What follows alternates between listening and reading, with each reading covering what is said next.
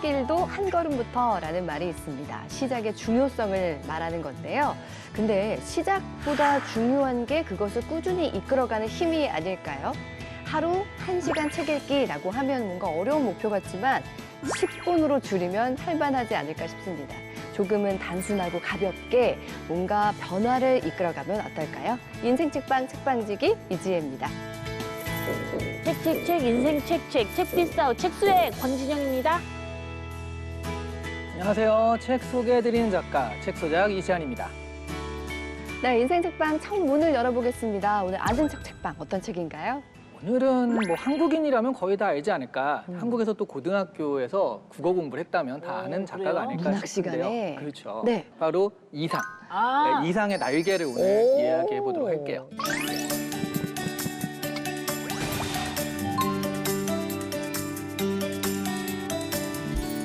이상하면은 천재 작가. 네, 맞습니다. 근데 이상이 진짜 본명인지 이것도 궁금하더라고요. 본명은 아니죠. 본명인데 김혜경이라고 너무 예쁜 이름이에요. 여자 이름이네요. 네, 그렇죠. 네. 1937년에 도쿄로 떠났다가 거기서 폐결핵이 악화되면서 27세에 죽어요. 오, 젊다. 진짜 여자였구나. 아내인 변동민 여사가 그 네. 유해를 수습해가지고 미아리 공동묘지에 이렇게 안장을 했는데 유교를 거치면서 그것도 유교? 이제 폭격으로 흔적도 없이 사라졌다고 합니다. 아이고야. 그래서 사실 유해도 찾을 이상이란 수 없다. 이름밖에 남아있는 게 없거든요. 아유, 그렇게 안타까운 일이 네. 있었군요. 아니, 근데 이상의 날개 하면은 기억나요. 옛날 문학 시간에 의식의 흐름 기법으로 쓴 책이다라고 네. 했는데 이게 정확하게 어떻게 썼다는 얘기일까? 뭐 아무 단어를 하나 떠올려 보시죠. 안경. 안경.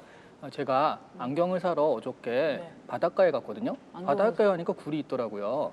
바닷가에서 안경 사요? 굴 하면은 이제 동굴이 생각나잖아요. 네. 동굴에 들어가면 벽화가 있고 네. 벽화를 그릴 때는 또 못으로 그리는 게 좋잖아요. 못은 망치로 박는 게 좋습니다. 무슨 말이 안 나요, 근데. 이게 의식의 흐름이에요. 아무 그냥 내가 떠오르는 대로 연상 게임 같이? 그렇죠, 그렇죠. 오. 그거를 소설로 쓰는 거예요, 그냥. 아.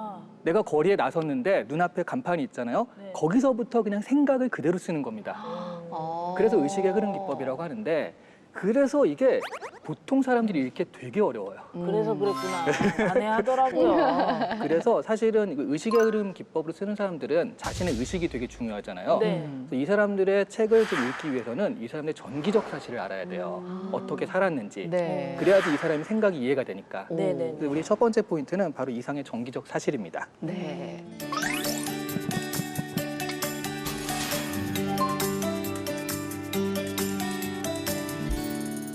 일단 이 사람은 네. 종로 토박이에요. 종로. 네, 서울 종로에서 사람. 태어났습니다. 네. 네. 그 3살 때 큰아버지한테 입양이 돼가지고 그때부터 그 300평짜리 집에서 살거든요. 와. 그게 기분 좋네. 그 서촌에 있었어요. 서촌에 가보면 이상의 집이라고 해서 오. 그 300평은 아니고 그 사이에 이제 팔려 나가가지고 조금 남았었는데 그거를 다 팔리기 전에 또 시민단체가 매입을 해서 이상의 집으로 보존을 해놨습니다. 근데 큰아버지 영향이 되게 컸거든요. 네. 그래서 뭐 해 먹고 살까 그랬더니 큰아버지가 건축기사가 되라고 해서 네. 건축기사였어요. 건축기사. 네, 그러니까 건축을 하면서 네. 시를 썼던 굉장히 특이한 인물이죠. 근데 문제는 그 폐병에 걸려요. 폐병에 걸리면서 일을 그만두고 온천에 가서 요양을 하고 뭐 그러고 있죠. 그러다가 또 기생인 금홍을 만납니다. 금홍아 이런 그 영화도 있잖아요. 네. 그래서 기생인 금홍을 만나가지고 다시 서울로 와서 제비다방을 차려요. 근데 잘 안 되죠. 네. 잘 안 되는데 경영에 또 욕심이 있어가지고 또 대학로에 가서 그 학다방 뭐 이런 것도 자꾸 매입을 해가지고 하지 마. 그만해. 일을 벌려요. 자꾸. 네. 그것도 잘 안 되기도 했고 병도 악화되기도 하고 그러다가 또 이제 그 금홍은 떠났고요. 네. 정인택이라는 친구가 있었는데 이 친구랑 또 권순옥이라는 그 카페 역업을 두고 삼각관계에 빠집니다.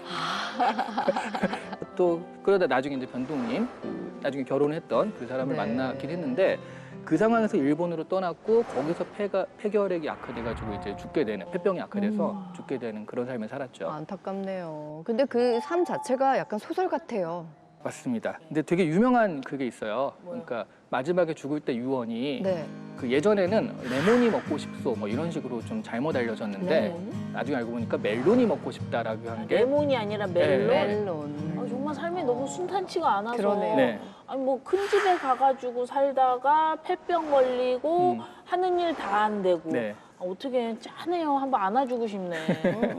근데 지난번에 아는 척제방에서 김유정 작가 얘기할 때도 그분도 굉장히 일찍 각종 병으로 요절을 했던 작가였잖아요.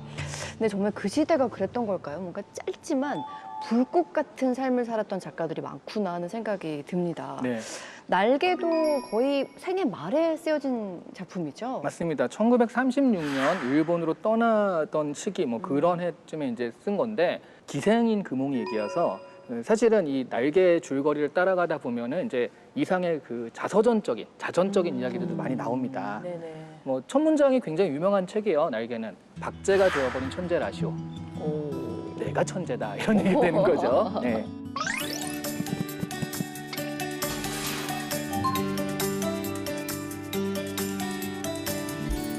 이상의 날개의 네. 그 줄거리를 좀 소개해드리면 나라는 화자가 나와요. 네. 그러니까 내가 현실 감각이 없는 지식 청년이요. 그런데 자신의 아내는 매춘으로 돈을 법니다. 근데 이런 것들을 그 보이기 그러니까 항상 수면제를 먹여서 잠재운 다음에 그런 그 행위를 하거든요. 근데 어느 날 그 수면제를 먹인다는 거 알고서 그 네. 수면제를 들고서 가가지고 산에 올라가서 잠들었다가 내려와요. 근데 내려왔는데 딱 그 아내의 매춘 행위를 목격을 한 거죠.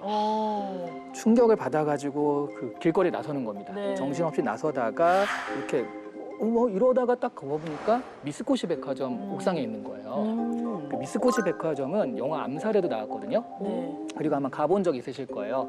신세계 백화점 본점이 그 미쓰코시 백화점이에요. 그래요? 네, 네. 있군요. 거기서 그 바라보는데 정오의 사이렌 소리가 막 들리는 거예요. 네. 그러면서 그 마지막 그 문구가 날자 날자 한 번만 더 날 잡구나 한 번만 더 날아보자꾸나 이러면서 끝나는 그런 줄거리입니다. 네.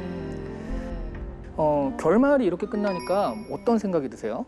약간 극단적인 상황인 것 같고 그쵸. 네. 뭔가 찝찝한데?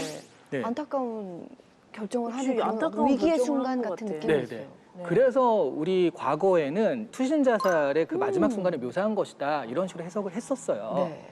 그 일제 강점기 시절에 네. 청년 지식인으로서 할 수 있는 게 아무것도 없고 손도 잘리고 발도 잘려가지고 그런 무기력한 상황을 이렇게 표현한 것이다. 그런 것들을 연결해서 해석을 했었는데 또 다른 해석이 제시가 된 겁니다. 그게 이제 세 번째 포인트예요. 네. 뭘까요? 너무 궁금하다. 네. 궁금한데요?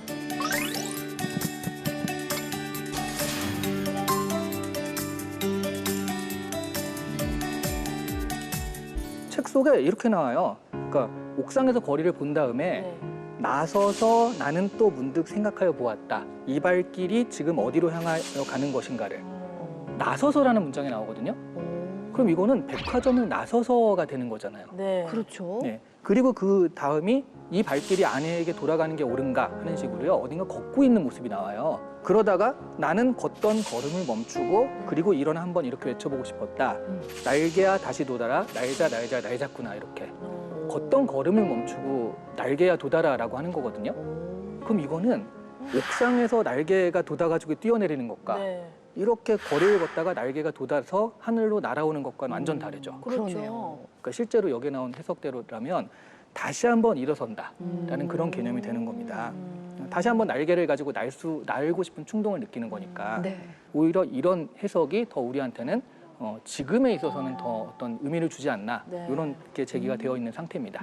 사업도 안 돼, 연애도 안 돼, 하는 것마다 다 안 돼. 이런 상태에서 벗어나서 이 창작의 의지를 불꽃처럼 활활 태우려는 그런 의지가 있지 않을까 싶어요. 아 근데 이상의 날개 하면 좀 비관적이고 우울한 결말이라고 늘 생각을 했던 것 같은데 좀 시선을 살짝 옮겼더니 좀 다른 해석을 할 수 있구나라는 생각이 들었습니다. 인터넷에서 전문을 찾아서 볼 수 있다고 하니까요. 오랜만에 문학 시간 생각하면서 한번 찾아보셔도 재밌을 것 같습니다.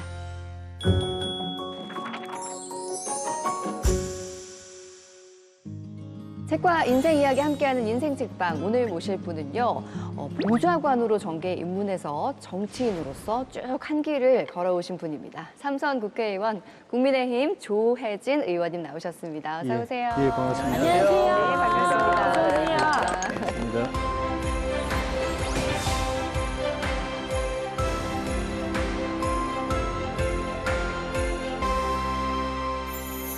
우리 의원님께서 국회 내에서 젠틀맨으로 불리신다고 들었어요. 이게 기자들이 붙여준 별명이라면서요? 그건 제가 그 국회의원 되기 전에 보좌관 생활을 한 15년 했는데 네. 특이하게도 그 15년 보좌관 보직이 공보였습니다. 네. 언론 담당 네. 보좌관, 기자 담당 보좌관. 그 15년 동안 기자들하고만 주로 생활을 했죠. 그래서 기자들이 혹시 그런 별명을 붙였을지도 모르겠습니다.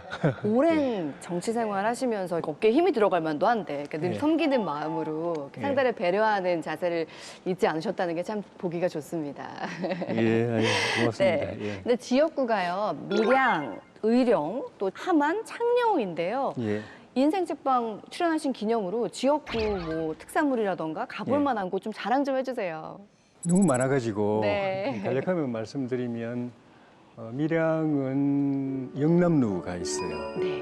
그 우리나라의 3대 누각 중에 하나가 영남루, 진주 촉성루, 또 평양의 부병루. 네. 이게 3대 누각이고 의령도 이런 좋은 데가 있는데 유명한 곳을 제가 한번 소개해드리고 싶은 것은 부자바위라는 것이 있습니다. 그 우리말로 하면 솥바위인데 한자로는 정암, 정은 솥정자, 네. 이제 바위 암자. 네. 그게 모양이 이렇게 그 솥처럼 생겼고 다리가 3개 있는 솥처럼 생겼는데 오, 바위가요. 그 바위를 기준으로 사방 십리 안에서 큰 부자가 3사람이 난다는 그 전설이 옛날부터 있었는데 그리고 이사 가야겠다. 가야겠어요. 그 실현이 됐어요. 진짜. 그 사방 십리 안에 누가 계셨냐면 이병철 회장님이 거기서 태어나셨어요. 와. 진짜요? 그리고 효성그룹의 네. 그 회장님이 거기서 태어나셨습니다. 오. 그리고 LG그룹이 또 그 사방 십리 안에서 우리나라 대기업들이 다 거기서. 그러게요. 태어나셨어요. 네. 그래가지고 의령에서 하는 대표 축제가 리치 축제예요. 부자 가고 싶다. 부자 동네네. 리치. 예. 창녕은 여러분 너무나 잘 아시는 우포늪이 있고 또 복원된 네. 따오기를 볼 수 네. 있고 옛날부터 신혼여행지로 각광을 받았던 부곡온천 예, 최고의 수질을 자랑하고 있는 부곡온천이 네. 창녕에 있고 하만이 가야의 중심 가야 국가가 있었는데 네. 아라가야라는 나라가 있었던 지역인데 네. 그 아라가야 유적 중에 말이산 고분, 말이산 고분군이 유명합니다. 아니 뭐 유명한 게 너무 많네요. 꼭 가봐야겠다 진짜. 그래. 중에 그러니까요. 한 군데만 간다면 리치. 그쵸. 부자 거길 바위. 가야죠. 완전하게 가야지. 정말 지역을 사랑하는 것이 정말 뚝뚝 묻어나는데요. 우리 조혜진 의원님의 인생책 만나보겠습니다. 자, 이 책은요. 시대를 불문한 성장소설의 경전이라고 불리는 책입니다. 헤르만 헤세의 데미안. 어떤 책인지 만나볼까요? 불안한 한 젊음의 이야기를 다룬 헤르만 헤세의 데미안. 소설 속 주인공인 에밀 싱클레어라는 이름으로 발표해 독일의 권위 있는 문학상인 폰타네상의 수상자로 지명되기도 했는데요. 평화로운 유년기가 끝나고 어두운 내면의 세계에서 방황하기도 하지만 비로소 마주하게 된 진실된 나 자신의 모습. 데미안은 선과 악이 함께 존재하는 복잡한 세계에서 자기 자신에게 이르는 길은 무엇인지 끊임없는 질문을 던지고 있습니다. 네, 불안한 청춘을 보내면서 정말 한 번쯤은 누구라도 펼쳐봤을 만한 책입니다. 의원님께서는 이 데미안을 언제 처음 만나신 건가요? 정확하게 기억은 안 나는데 네. 대학 1학년 때가 아니었을까 싶어요. 제가 고등학교 3학년 말부터 심각한 방황을, 정신적 방황을 시작했거든요. 입시 앞두고 그런 이 내면을 꾸역꾸역 참아가면서 이 대학 입시까지 보고 대학 1학년 때 접했던 아주 인상적인 책이 네. 아실는지 모르겠는데 전혜린이라는 분이 옛날에 여성 동문학자, 독일 문학자이면서 철학자이면서 문인이면서 그분이 쓰신 수필집 제목이 그리고 아무 말도 하지 않았다 라는 제목의 수필집이 있고 그다음에 본인 돌아가시고 난 이후에 일기나 이게 편지글을 모아 발간이 됐는데 그게 이 모든 괴로움을 또다시 라는 거였는데 우연히 제가 그 두 책을 접하고 읽게 됐는데 그분이 예를 들면 데미안 같은 사람을 닮았거나 아니면은 데미안 같은 사람을 끊임없이 찾고 추구, 자기가 그렇게 되려고 했거나 하는 그런 분위기의 책이었습니다. 아마 그 과정에서 데미안을 알고서 제가 얼른 그 구입해가지고 읽어보지 않았을까 네. 그런 생각이 드네요. 근데 방황도 굉장히 예. 뭐랄까요? 젠틀맨으로서 학구적으로 하셨어요. 왜냐면 보통 방황을 하면 뭐 술 마시고 방탕하게 지냈을 것 같은데 책을 읽으면서 폭발을 하시고 하셨다고 하니까 네. 남다르십니다. 저희가 아는 척 책방에서 데미안 다룬 적이 있거든요. 네. 그러니까 두 분도 이 데미안에 대해서 좀 소감 말씀해 주시면 좋을 것 같아요. 일단 저는 데미안 하면 딱 떠오르는 단어는 그겁니다. 아브락사스. 아, 알에서 나온 그 새가 날아가는 네. 그 신, 아브락사스인데 선과 악이 공존하는 신. 아브락사스. 그러니까 여기서 나오는 이 선에서 살던 어린아이가 어른이 되면서 이 선과 악이 공존하는 그런 세상을 접하면서 약간 깨지는 이야기들인 거잖아요. 그러니까 이 신의 이름도 사실은 거기서 그런 그 암시를 또 이렇게 하는 그래가지고 되게 신기하다. 네. 또 하나는 아브락사스에서 나온 그 단어가 네. 아브라카다브라예요. 아하. 저도 그 노래가 생각이 나요. 그 리아 씨가 OST로 불렀던 네. 데미안 기억이 나요. 그리고 이 데미안 책 하면 BTS 빠질 수가 맞습니다. 없거든요. 그 윙스라는 윙스. 앨범을 이 데미안 모티브로 만들었다고 하더라고요. 그래서 저는 이 BTS 하면 데미안 하면 BTS 이제 제가 암이거든요. 네, 예. 의원님. 근데 의원님도 이렇게 딸 부잣집이라고 들었는데 예. 혹시 따님 중에 아미가 있어서 이렇게 데미안 책을 좋아하신 건 아니신지 궁금하네요. 그건 아닌데 그 딸 셋 다 이 음악적 재능이 뛰어나고 전공은 그래요? 아닌데 오. 막내만 국악을 하니까 전공이 음악인데 나머지는 관계없는 전공인데 음악에 대한 관심이 많고 재능이 많아요. 자, 오늘도 우리 조혜진 의원님과 함께 책과 인생 이야기 키워드를 통해서 알아보겠습니다. 자, 첫 번째 키워드 볼까요? 네, 첫 번째 키워드는 두세계입니다. 주인공이 싱클레어입니다. 싱클레어가 두세계에 눈을 뜨게 되는 장면이 있죠. 기억나세요? 예. 어떤 장면이었죠? 그러니까 싱클레어는 좋은 집안의 아이죠. 그러니까 그 자기 집에서는 가정에서는 늘 편안하고 밝고 따뜻하고 또 희망적이고 긍정적이고 선량하고 네. 그 세계 속에서 살아왔죠. 온실 속에서 사는 아이 같은 화초 같은 그런 아이인데 바깥 세상은 그렇지 않잖아요. 바깥 세상하고 자기 집안 가정 세계하고 다르다는 걸 조금씩 이게 느끼게 되고 그러다가 어떤 특이한 사건을 통해서 그 바깥 세상의 불안, 위협, 공포, 거짓 그 세계를 네네네. 충격적으로 체험하게 되면서 굉장히 정신적으로 큰 혼란에 빠지게 네. 되죠. 네, 그 특별한 사건이라고 지금 말씀하셨는데 예. 두 세계 사이 중에서 어둠의 세계로 소환되는 그 사건이 있잖아요. 크로모라는 그 반 친구가 있었어요. 네. 근데 약간 불량한 친구인데 이 친구가 뭐 너 이런 거 해봤어라고 했을 때 또 아이들이 약간 허세가 있잖아요. 해봤어. 그 거짓말한 거야. 안 했는데 나 과수원에서 사과를 훔쳐봤다. 거짓말했는데 그거에 약점이 잡혀가지고 얘한테 돈도 뜯기고요. 나중에는 너 그 누나를 데려와라. 뭐 이런 얘기도 들어서 맞아. 막 굉장히 괴로워하고 있는데 그때 데미안이라는 친구가 나타납니다. 그래서 이 사정을 알고 데미안이 그 크로모를 데려가서 뭐라고 해요. 그랬더니 크로모가 싹 그 협박을 끊어버리는 거예요. 뭐라고 했는지 몰라요. 여기 안 안 나오는데 나오더라고요. 되게 궁금해요. 네. 근데 그렇게 데미안이 그 사건을 해결해 주면서 데미안이라는 친구를 처음으로 이제 눈에 두게 되는 그런 일이 있었거든요. 근데 너무 특이했던 게요. 너무나 두려웠던 대상에서 벗어나게 해줬잖아요. 네. 저 같으면 가서 데미안이랑 야, 나랑 친구하자. 너무 고마워. 막 이렇게 표현할 것 같거든요. 근데 오히려 좀 고마워하지도 않고 막 피하고 싶어 하고 하던데 아니 이 심리는 대체 어떤 심리일까요? 제 느낌에는 싱클레어가 볼 때는 이 데미안이라는 존재도 지금까지 자기가 살아온 이 가정의 그 정체성하고는 약간 틀린 거예요. 그러니까 자기가 지금까지 행복했던 거는 가정이 부모님이 늘 따뜻하고 밝고 또 편안하고 네.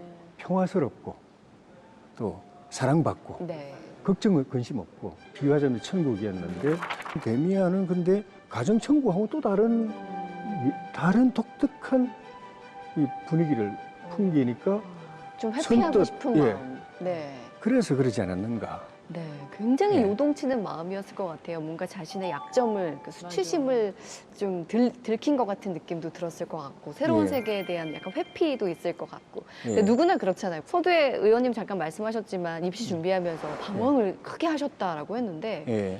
뭐 일탈이나 이런 방황의 경험들이 있으실까요?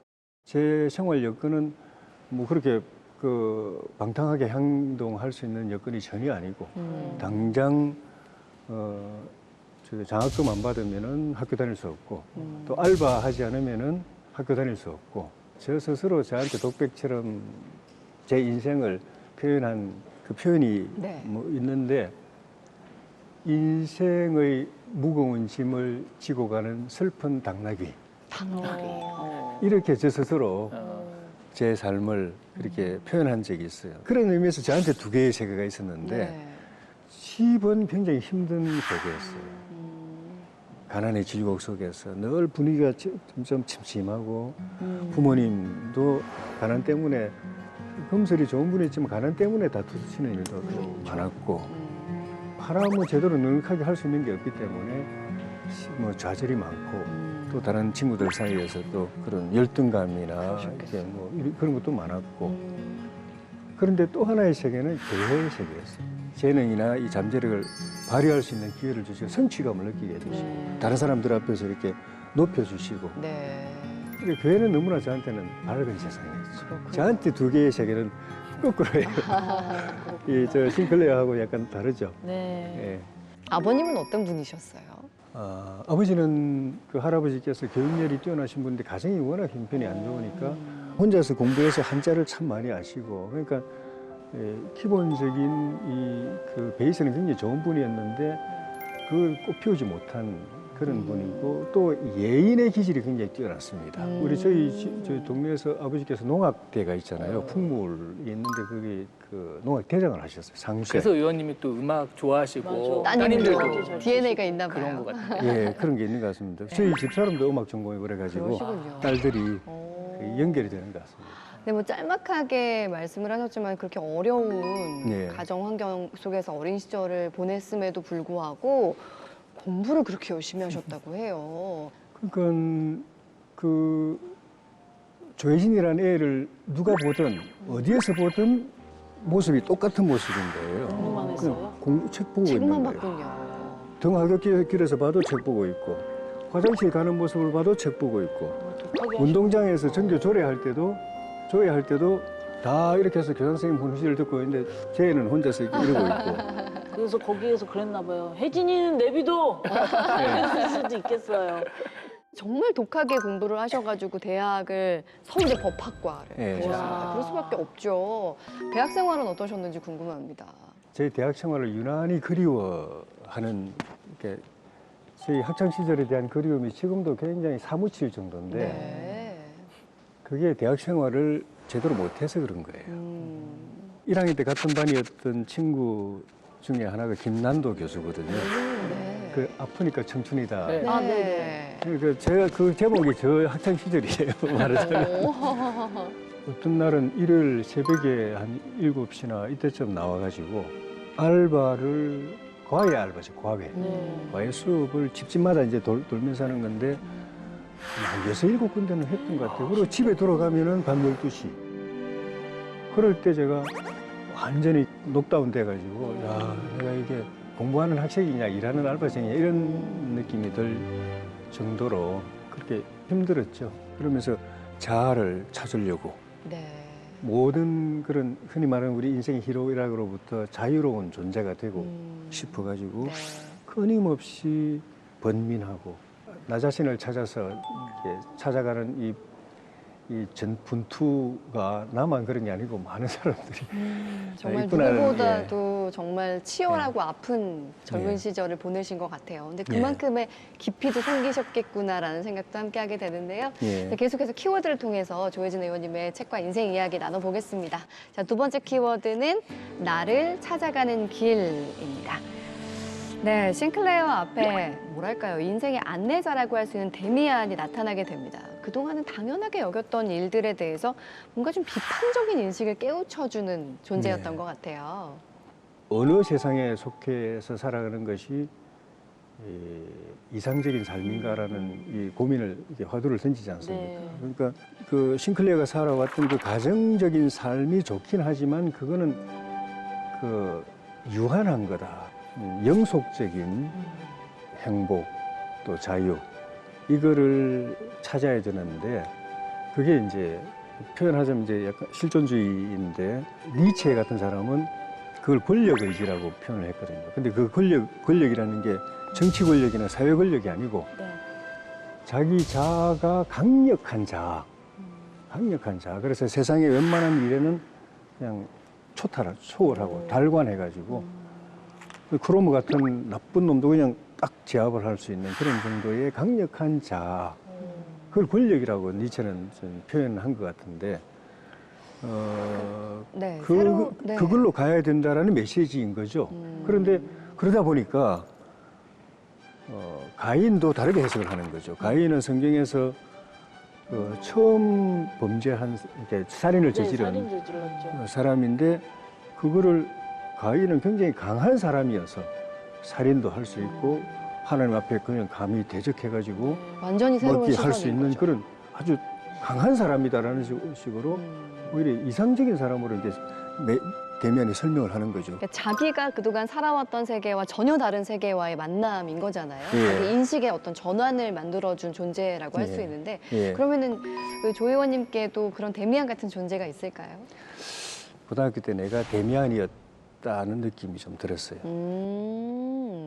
철이 빨리 들으신 것 같아요. 예, 뭐 어릴 때도 가난 때문에 조숙했지만 네. 고등학교 그 시기에 공부라는 매개를 통해서 거의 뭐 초인적으로 공부를 하고 수도사처럼 공부를 하면서 철학적으로 굉장히 깨인 거죠. 그래서 그때 어떤 일이 있었냐면은 저하고 같이 이제 그 친구도 이제 서울대에 들어왔는데 네. 그 야간 수업 마치고 밤 11시쯤 이제 집으로 오는 길이 방향이 같아서 네. 늘 같이 오면서 대화를 나누는데 자기가 궁금한 이 말하자면 인생의 여러 가지 그 궁금증에 대해서 툭툭 물어보면 제가 쫙 다 설명을 해주는 거예요. 그 친구는 개 탔네. 누군가에게 데미안이 되어주신 거네요. 우리 의원님께서. 그만큼 어릴 적부터 깊이가 있었다는 것 같아요. 근데 그게 어떻게 생긴 깊이일까 생각해보면 말씀하신 그 어린 시절부터 힘들었던 기억들이 깊이가 되어서 만들어진 거 아닐까 싶은데 예.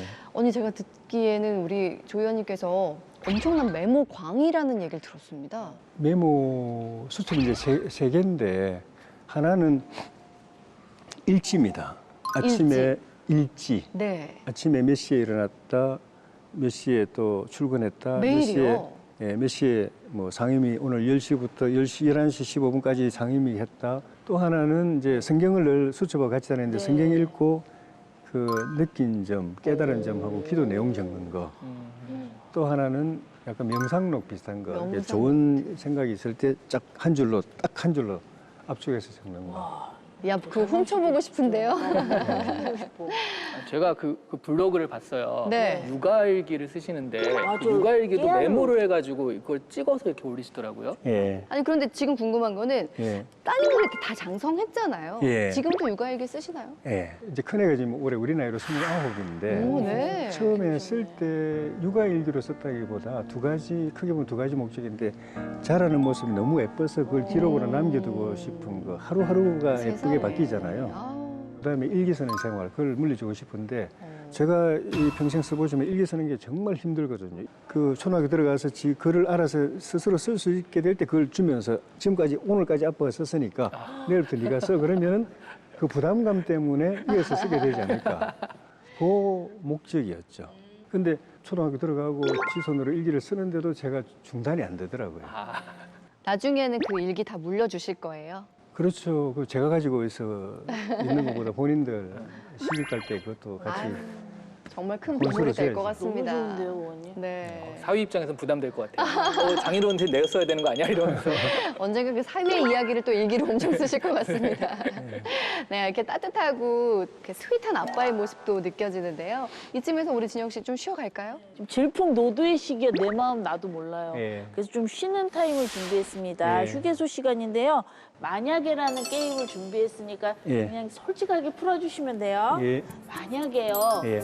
로또, 그러니까 복권 1등에 당첨되면 예. 누구에게 제일 먼저 알리겠습니까? 집사람은 당연하죠. 집사람한테 안 알릴 거죠. 왜 저를 건드리시는 거예요? 일단 제일 기쁜 소식이니까 네. 기쁜 소식은 아내한테 제일 먼저 알려야 되고 그다음에 돈이니까 네. 같이 어떻게 써야 될지 의논해야 될 거고 어차피. 진짜 1등 남편이다. 혹시 그러면 오서방한테 알리실 거예요? 아무한테도 얘기. 나만 알고 있을 거거든요. 두 번째 질문 드릴게요. 만약에 아내가 힘든 정치 그만하고 조용한 데 가서 지내자고 한다면 예. 어떻게 하실 거예요? 그건 이제 얼른 받아들일 수가 없고 아마 아내도 그러진 않을 것 같아요. 정치의 길이 굉장히 험난하다는 걸 알고도 그걸 이해해서 공감해서 결혼을 했기 때문에 지금도 제 아내가 제 지역구 활동의 절반을 대신해주고 있어서 제가 오히려 아내한테 미안하고 너무 좀 힘들게 만드는 것 아닌가 하는 애처로운 마음이 늘 있는데 네. 그만두자는 이야기는 안 해요. 만약에가 성립이 안 되네요. 가벼운 마음으로 세 예. 번째 질문 드릴게요. 예. 만약에 예. 다른 외모로 그 사람의 인생을 살게 해준다면 바꾸고 싶은 인물이 있으세요? 바꾸고 싶은 삶? 첫째는 목사나 선교사. 그게 아니면 돈 버는 사람. 기업인. 돈을 버셔야지, 의원님. 네, 네. 아, 돈 버는 사람, 요거 보니까 조금 네, 솔직하신 것 같아요. 다음 네 번째 질문. 만약에 과거로 딱 한 번 돌아가고 싶은 순간이 있다면? 이명박 서울시장님 비서실의 비서관으로 일할 때로 돌아가고 싶어요. 이유가 있으실까요? 정치적으로 보면은 사회적으로 보면 그때가 제일 행복했어요. 행복했어요. 네. 청계천 복원하고 버스 체계 개편하고 신나게 일 많이 했고 내가 모신 분을 대통령 만들어 봤고 그분이 대통령 취임하고 2달 뒤에 저는 그 덕에 국회의원이 됐고 그래서 여담이지만 초선되고 나서 너무 힘들 때가 있었는데 그럴 때는 우리 비서한테 시청으로 가자. 눈물이 나고 옛날 그때가 생각나면서 눈물이 나고 카타르시스가 되는 거예요. 이명박 서울시장 비서실의 비서관을 했을 때가 참 행복했어요. 아, 그렇군요. 다음 질문 드리겠습니다. 예. 만약에 예. 지금 갖고 있는 고민 중 한 가지를 해결해 주겠다고 하면 어떤 고민을 해결하고 싶으세요? 내년에 그 공천이 무난하게 잘 돼서 4선 국회의원이 되도록 됐으면 좋겠습니다. 아, 솔직한 답변. 감사합니다, 의원님. 감사합니다. 네. 네, 조혜진 의원님과 함께 책과 인생 이야기 나눠보고 있습니다. 마지막 키워드 볼까요? 자, 마지막 키워드는 바로 소명입니다. 나의 갈 길로 이 정치를 택하신 건 분명한 소명의식이 있으셨을 것 같아요. 제가 정치한다고 그러니까 다들 안 믿어요. 니는 뭐 목사를 하든지 교수를 하든지 뭐 판사를 하든지 그래야지. 이게 정치할 성격이 전혀 아니었다는 거죠. 그리고 어머니가 당장 정치는 돈이 있어야 되는데 우리 집이 이렇게 가난뱅이 집안에 무슨 정치냐 그 이야기 하셨고. 근데 실제로 해보니까 그런 게 또 현실에서 많이 또 문제가 돼요. 그래서 그런 소명이 없이 정치하면 잘 될 것 같아서 시작했다면 아마 일찍 떠났을 거예요. 그래서 그 소명을 지금까지 이렇게 마음에 예. 품고 쭉 이어가고 계시군요. 예.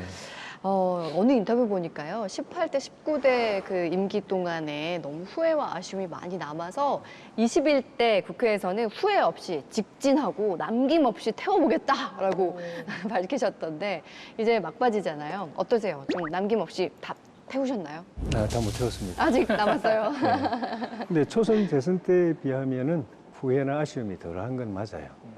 근데 환경적으로도 우리 사실은 21대 국회는 한 3년은 그냥 코로나 때문에 제대로 전체적으로 제대로 그러네요. 못했죠. 그러네요. 그런 탓도 있고 국회 활동도 그렇고 지역 활동도 그렇고 그런 탓도 있고 그럼에도 불구하고 초선 재선 때에 비하면 아쉬움이 좀 덜한 것 같아요. 오늘 인생책으로 선정해 주신 데미안을 통해서 많은 이야기를 나눠봤는데요. 이 책을 통해 꼭 전하고 싶은 메시지가 있을까요? 우리가 모두가 공감할 수 있는 부분 하나는 나이가 어리든 많든 잘 살든 못 살든 배웠든 못 배웠든 모든 사람은 사실은 한 번뿐인 인생이고 한 사람 한 사람의 인생이 절대적인 가치를 지니고 있기 때문에 자기 삶을 소중하게 생각하고 충분히 행복하게 살고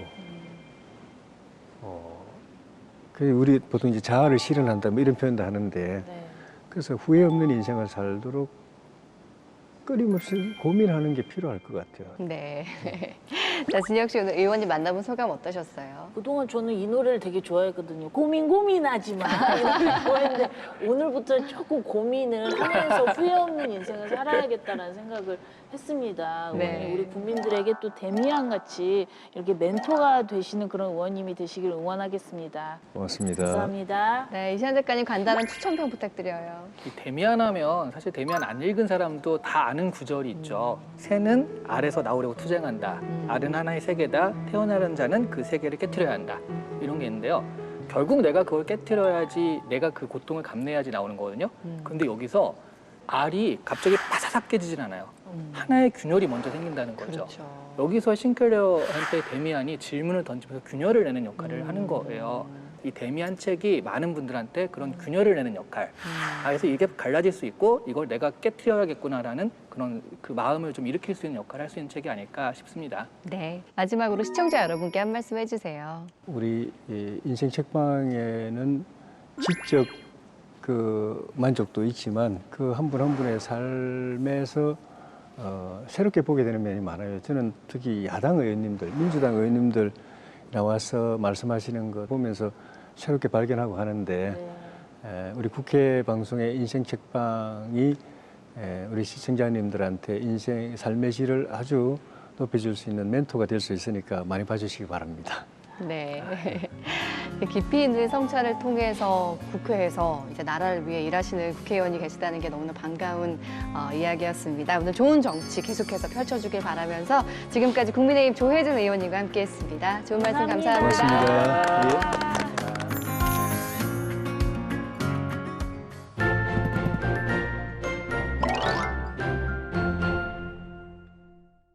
안녕하세요, 홍재경입니다. 독서의 계절하면 바로 가을. 선선한 바람에 생각이 깊어지는 계절이기도 하죠. 오늘은 괜스레 헛헛해진 마음을 따뜻하게 채워줄 마음의 양식이 되는 책을 가져왔는데요. 전문가의 금주의 서편과 국회도서관과 함께하는 화제의 도서도 준비되어 있습니다. 어느 가을날 봄날의 꽃보다 화사하게 느껴졌던 출근길 공원의 단풍. 저자는 자신의 나이 듦이 젊음보다 빛날 수 있음을 깨닫습니다. 대중 앞에 선 채로 끊임없이 평가받는 연예인이라는 직업. 그 삶을 무려 53년 동안 이어온 가수 양희은. 타인에 의해 끊임없이 흔들리고 넘어지며 다른 이들 또한 흔들리는 모습을 수차례 봐왔던 저자는 후배들에게 그러면 안 되지 라는 말 대신 그럴 수 있어 라는 말을 건네는데요. 이제는 이별에 대한 이야기를 꺼내며 인생의 시간들을 반추하는 저자는 설명을 하지 않아도 나를 알아주는 친구, 집 앞 공원에서 불어오는 선선한 바람, 나 홀로 떠난 당일치기 여행, 그리고 따끈한 국밥 한 그릇에도 담긴 행복을 찾았습니다. 양희은이 전하는 선선한 위로, 진솔한 인생 이야기를 덤덤하게 담아낸 에세이 그럴 수 있어입니다. 봄과 가을만이 존재하는 신비로운 마을 메리골드. 어느 날 가장 높은 언덕에 마음의 얼룩을 지워준다는 마음 세탁소가 생겨납니다. 다른 사람의 아픈 기억을 지우는 능력을 가진 주인공은 세탁소에서 가지각색의 사연을 가진 사람들을 만나 그들의 아픈 기억을 지우고 마음을 치유하는데요. 저자는 이렇듯 마음을 치유하는 마음 세탁소라는 독특한 배경을 통해 다양한 인간관계와 오늘의 중요성을 전하고 있습니다. 감정의 위로가 필요한 이들의 마음을 어루만지는 힐링 소설 메리골드 마음 세탁소입니다. 오늘의 서평책은 운이란 무엇인가입니다. 최근 고대 그리스부터 현대 과학에 이르기까지 운의 역사를 되짚어가며 운이란 무엇인지 그 이론과 논리를 다각도로 살피고 있는데요.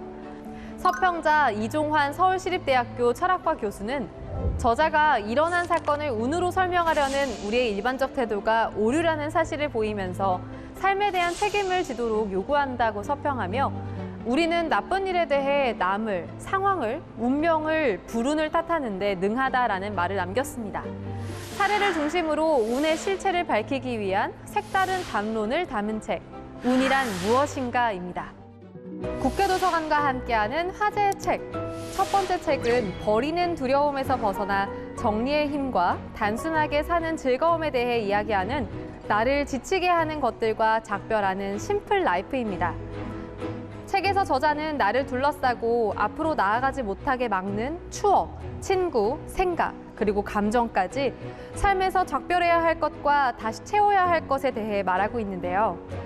나를 지치게 하는 것들과 작별하는 심플 라이프와 함께 여행을 떠나듯 설레는 마음으로 정리의 즐거움을 느껴보는 건 어떨까요? 착한 사람이 나쁜 행동을 하는 이유는 뭘까요?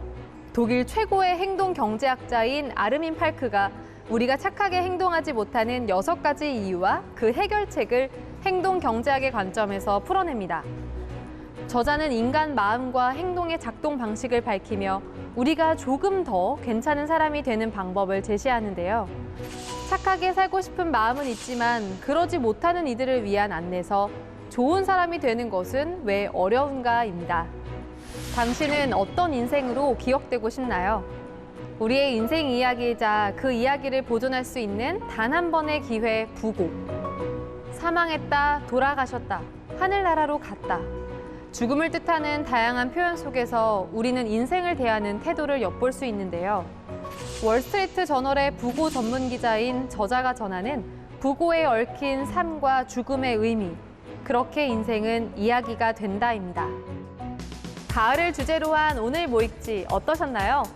선선한 날씨에 책 한 권 읽으며 소개해드린 오늘의 책들로 마음을 더욱 살찌우는 시간 가져보시기 바랍니다. 다양한 테마로 또 다른 세상을 선사해주는 책 여행.